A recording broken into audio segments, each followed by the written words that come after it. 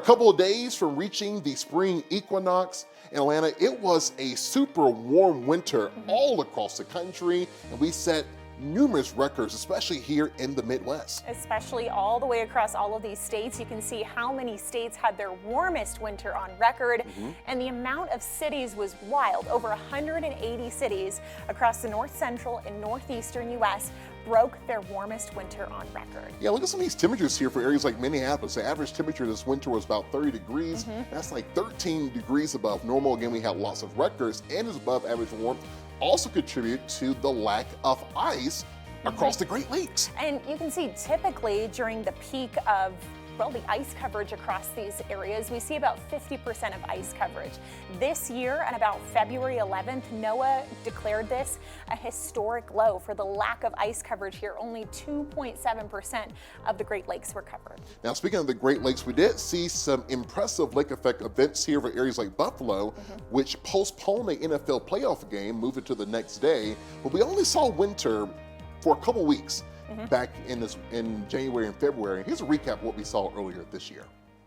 Coming off the heels of a warmer than average fall in the United States, the beginning of winter shared the same tune.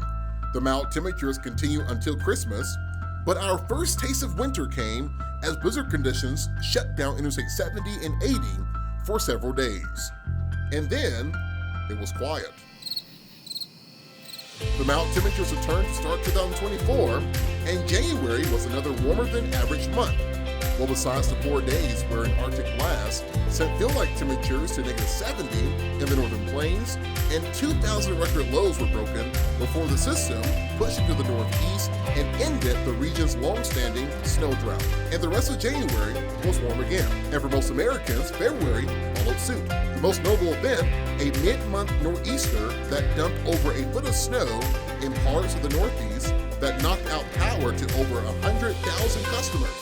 After that, it was quiet once again. And for most, this past season was the winter that wasn't. One of the reasons why this winter ended up being so warm was because the polar jet is all the way up into Canada, producing lots of warmer than normal conditions across the northwest and north central. But the subtropical jet, though, was very active across the southwest and the southeast, but it also led to a record-breaking California wet season. Which is a pretty typical setup when especially we're during this El Nino pattern. It led to records across areas of Southern California, an above average winter for many of us. But we want to learn a little bit more about those exact details, and here's that info. It was a wet winter across Southern California. Atmospheric rivers and an El Nino setup delivered round after round of intense moisture to the Golden State. It started in December when more than 4 inches of rain fell in Santa Barbara in just one day. This SoCal city averages about 3 inches of rain for the entire month. Roads became rivers, leaving cars and their occupants stranded, but that was just the beginning. In January, San Diego recorded its 5th wettest day ever. The rain was enough to sweep away cars, and residents had to trudge through chest-deep water to get to higher ground. First responders performed water rescues as the city's aging storm drains were unable to keep up with the torrential downpours. February marked another flooding mess, this time in Los Angeles. The 4 inches of rain on February 4th marked the wettest day in 20 years for the City of Angels. Mudslides littered neighborhoods and people were rescued from the Los Angeles River. After a record-setting wet winter in Southern California, it's hard to determine what this could mean for the spring fire season. Could a super bloom become fuel for fires? Follow along with WeatherNation as we monitor the forecast.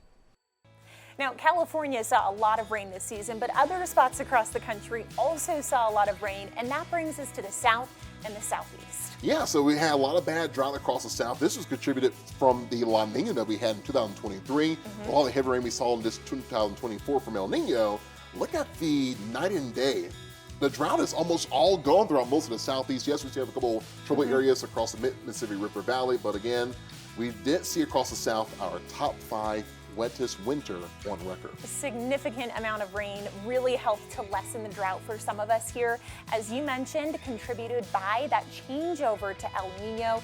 But we do also want to look at how this spring is going to compare to winter. It looks like the wet conditions that we did see because of El Nino, that will begin to change as we begin to transition from more of a El Nino pattern to more of a ENSO neutral pattern by the middle part of this season. And you can see that the forecast for the spring outlook here, now that we've wrapped up winter, is going to be above average for precipitation across portions of the southeast and below average for the northwest. And temperatures remain very warm too across the same areas, the northern half of the United States, where temperatures across the southern half of the United States will be right around normal for the season of spring. And for more of what to expect for this upcoming spring season, make sure you keep it tuned in right here on Weather Nation.